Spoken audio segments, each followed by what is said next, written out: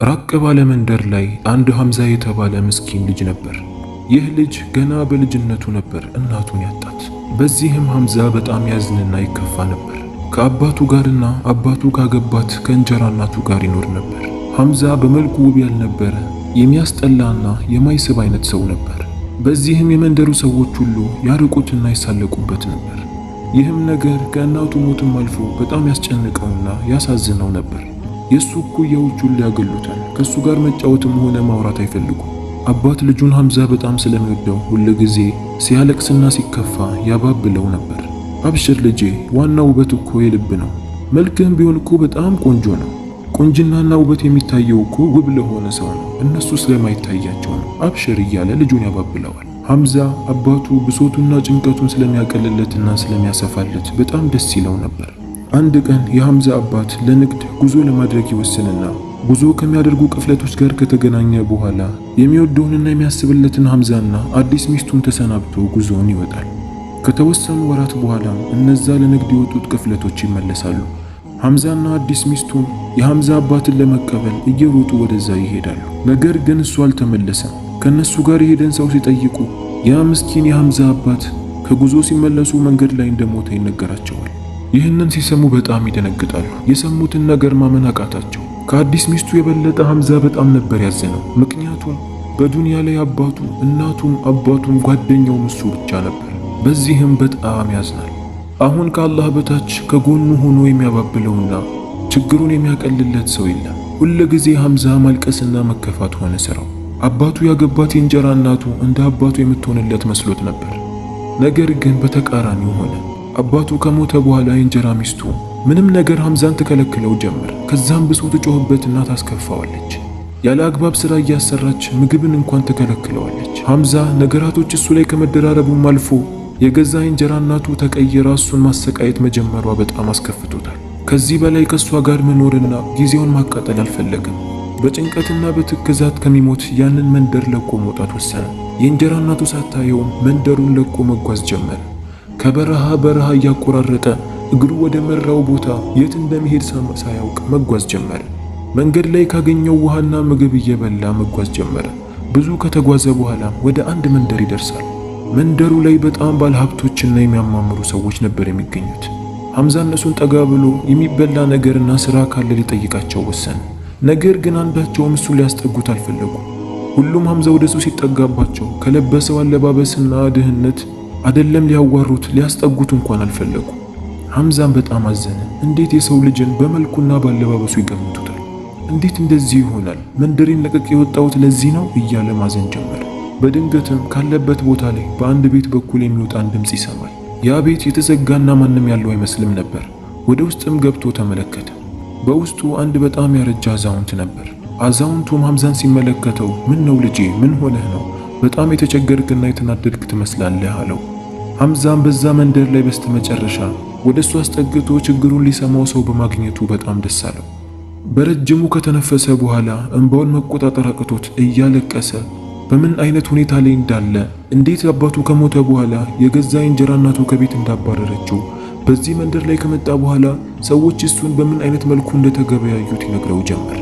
አዛውንቱም ይህን ሲሰማ ትንሽ ፈገግ አለና አብሽር ልጄ፣ በዚህ መንደር ላይ ያሉ ሰዎች ምስኪንን ማውራት አይፈልጉም። በጣም ባለሀብት ስለሆኑ በሀብታቸው ይመካሉ።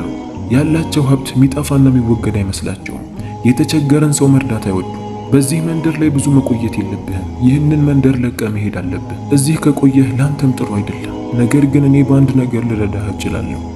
አንድ ቀለበትን እሰጥሃለሁ። ይህንን ቀለበት ነገራቶች ጥብብ ሲሉና ሲቸግርህ ልበሰው። ያኔ የሁኔታዎችን መፍትሄ ታገኛለህ አለው። ሐምዛም ይህን ሲሰማ በጣም ተገረመ። አዛውንቱ የሰጠውን ቀለበት ተቀብሎ አገላብጦ እያዘዋወረ እየተመለከተው ያንን ቦታ ለቆ ይወጣል። አዛውንቱ እንዳለው እዛ መንደር ላይ የመቆየት ዓላማ አልነበረውም። ወዲያውኑ ነበር ያንን መንደር ለቆ ይወጣው። አሁንም ወዴት እንደሚሄድ ሳያውቅ እግሩ ወደ መራው ቦታ መሄድ ጀመረ። ብዙ ከተጓዘ በኋላም ወደ አንድ ትንሽዬ መንደር ይደርሳል። በመንደሩ ላይ ባላቸው ነገር ተብቃቅተውና ጥሩ ልብ ያላቸው ሰዎች ነበር የሚኖሩት። ሐምዛንም ሲመለከቱት አዲስ ሰው እንደሆነ አወቁ። በጣም የራበውና የተቸገረ ሰው ስለሚመስል ወደ ራሳቸው አስጠግተው እንክብካቤ ያደርጉለት ጀመር። ሐምዛም እዛ መንደር ላይ ከነሱ ጋር ተቀላቅሎ የነሱ አባል ሆኖ መኖር ጀመረ። በተሰጠው ቤት ላይ አትክልትን እያጠጣ መኖር ጀመረ። ሁል ጊዜ በሱ ጋር የምታልፍ አንድ መልከ ውብ ሴት ነበረች። ሐምዛ እሷን ሲመለከታት ብቸኛ ስለነበረ ያላገባች ከሆነ ሊያገባት ፈለገ። ስለ ልጅቷም ለማጣራት ይወሰንና ሰዎችን መጠየቅ ይጀምራል። ሐምዛም ስለ እሷ ሲያጣራ እሷ ብቸኛ እንደሆነችና ያላገባች ሴት እንደሆነች ይነግሩታል። ሐምዛም ይህንን ሲሰማ በጣም ደስ ይለዋል። እሷን ብቸኛ ስለሆነች እሷን ለማግባት ይፈልጋል። ብዙ ከራሱ ጋር ካወራ በኋላም ወደ ልጅቷ ቤት ለመሄድ ይወስናል። በስተመጨረሻም ወደ ቤቷ ሄዶ በሯን ያንኳኳል። ውስጡ በጣም እየፈራና እየደነገጠ ነበር። ልጅቷም ቤቷ እየተንኳኳ መሆኑን ስታውቅ ማን ነው ብላ ከውስጥ ጠየቀች። ሐምዛም ከውጪ ሆኖ እሷን ለማግባት እንደሚፈልግና ሊያያት እንደመጣ ይነግራታል። ይህንን ስትሰማ ልጅቷ በጣም ደስ አላት። በሩንም ወዲያውኑ ከፈተችው። ነገር ግን ሐምዛን ነበር የተመለከተችው። ወዲያውኑ ሐምዛ መልኩ እንደማያምርና የሚያስጠላ ሰው መሆኑን ስትመለከት ይቅርታ፣ እኔ አሁን የማግባት ፍላጎት የለኝም ብላ በሩን ዘጋችበት። ሐምዛም በጣም አዘነ።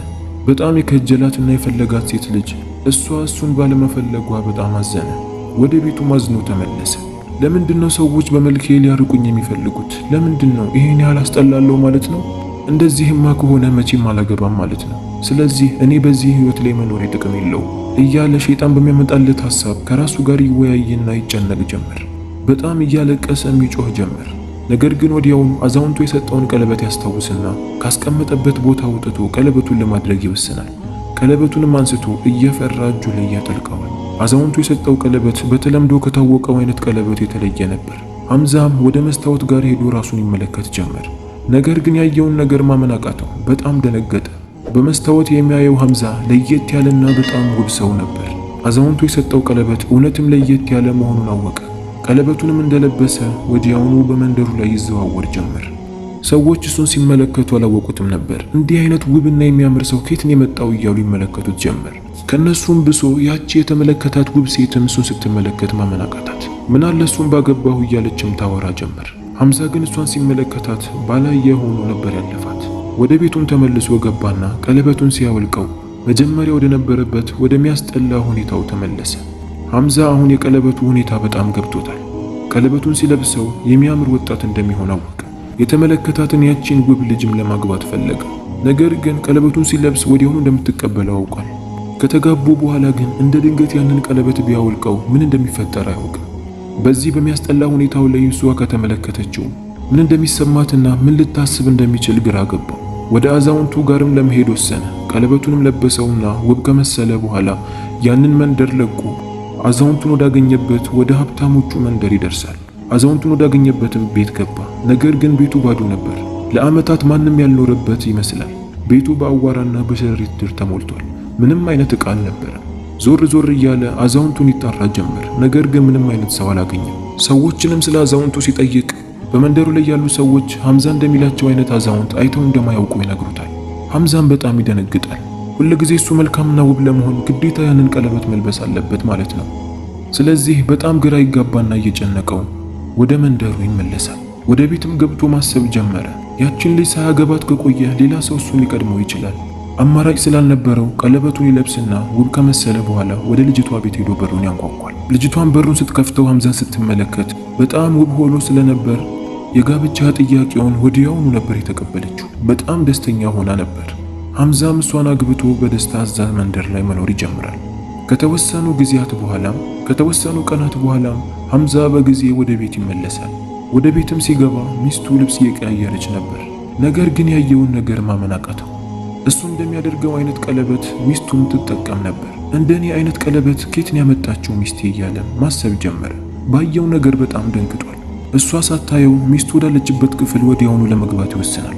ሚስቱንም ሲመለከታት ያየውን ነገር ማመን አቃተው። ሚስቱ ከሱ በላይ የምታስጠላና መልክ ያልነበራት አይነት ሴት ነበረች። ቀለበቱን ስላደረገች ውብ እንደሆነች አወቀ። በጣም ደነገጠ። ወዲያውኑ አህያው ላይ ወጥቶ የሚያደርገውን ነገር አጥቶ ሚስቱን ጥሎ አዛውንቱን ድጋሚ ካገኘው ብሎ ወደዛ መንደር ይመለሳል። በዚህ ሰዓት ሲመለስ ግን አዛውንቱን አግኝቶት ነበር። ለአዛውንቱም የገጠመውን ነገር ይነግረዋል።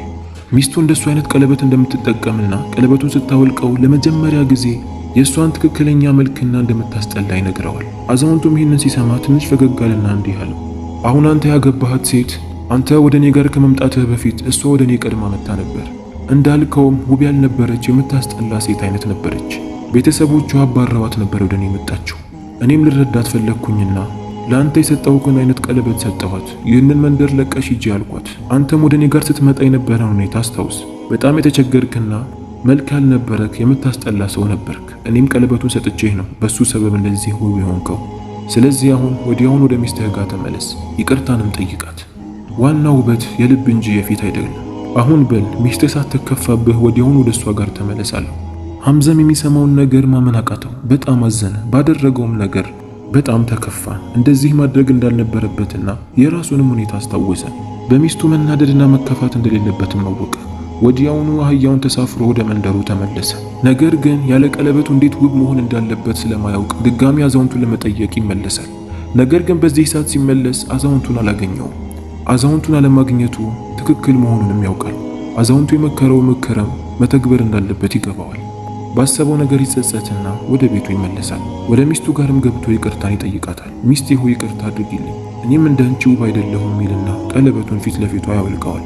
እሷ እውነተኛ መልኳን ባሏ ስላወቀባት በጣም አዝና መንደሩን ለቃ ልትወጣ ነበር። ነገር ግን የባሏን ሐምዛ እውነተኛ መልክ ስትመለከት ያየችውን ነገር ማመን አቃታት። እውነተኛ ፍቅርና ውዴታ የልብ መሆኑንም አወቀች። በጣም ትደሰትና በረጅሙ ትስቃለች። ከዚህ በኋላ ሁለቱም እርስ በርስ መወሻሸታቸውንና መደባበቃቸውን ትተው በእውነተኛ መልክ ሊኖሩ ይወሰናሉ። በደስታ ሁለቱም ይተቃቀፋሉ። ከዛም በዛ መንደር ላይ እንደነሱ አይነት እውነተኛ ፍቅርና የሚያስቀና አይነት ውዴታ ያላቸው ሰዎች አልነበሩ። ብዙ ልጆችንም ወልደው በዛ መንደር ላይ በፍቅር መኖር ጀመሩ።